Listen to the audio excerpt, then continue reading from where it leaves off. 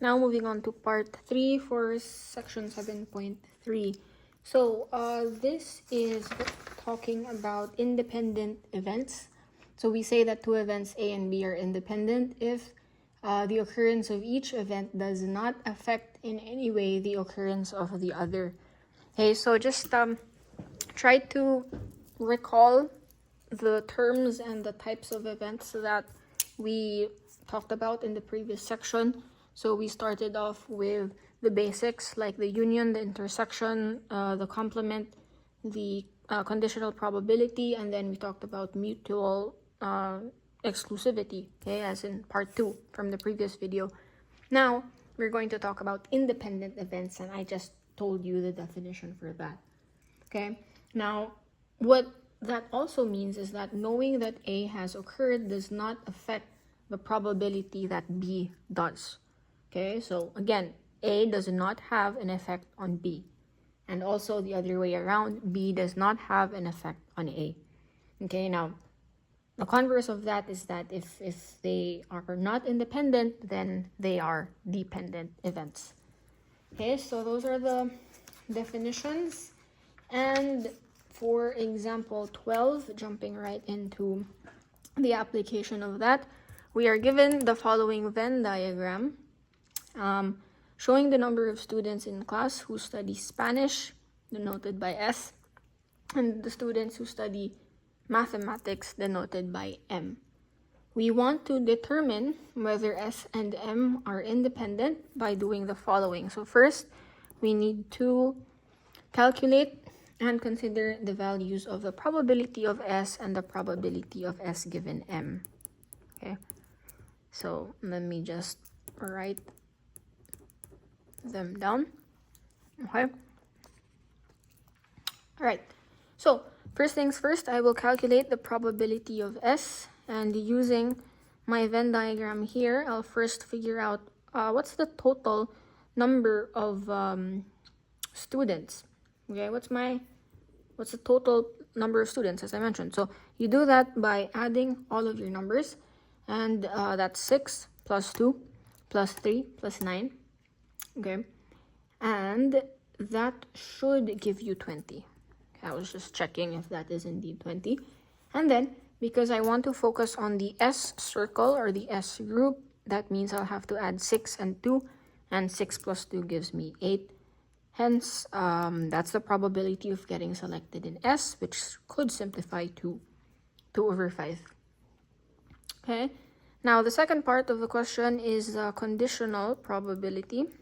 Okay, S given M, what that means is I'm going to focus on the M circle.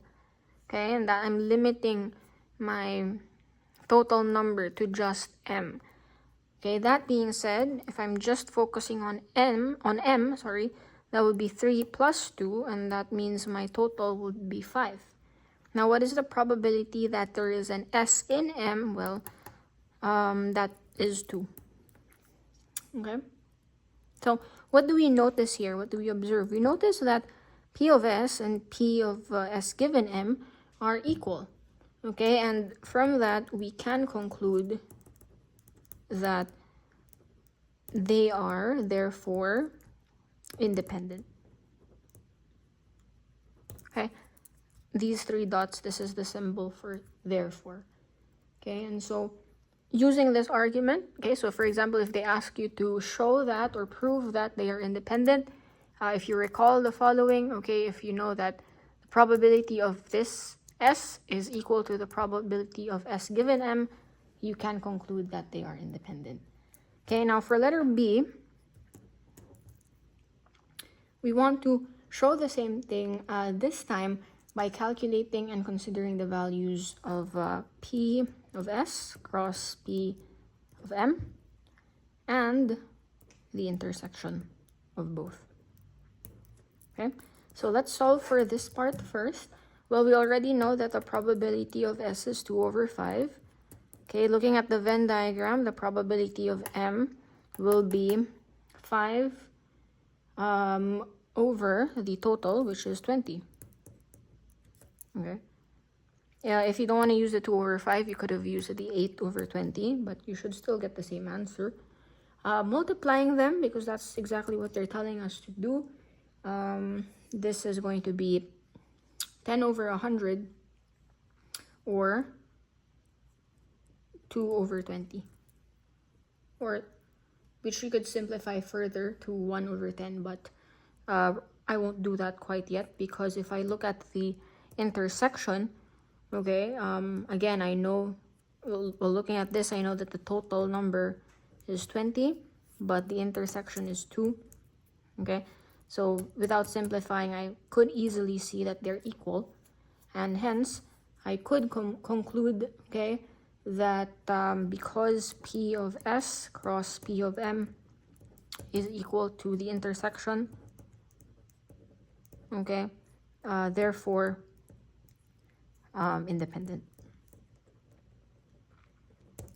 Okay, so what did this example show us? This example kind of introduced us to a particular rule or a way of proving us how, or proving or showing us how to say something is independent.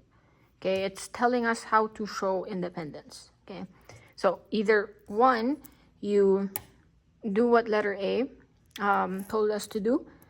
Make sure that the probability of one group and the conditional, okay, notice the arrangement of the groups too, okay, they should be equal to each other.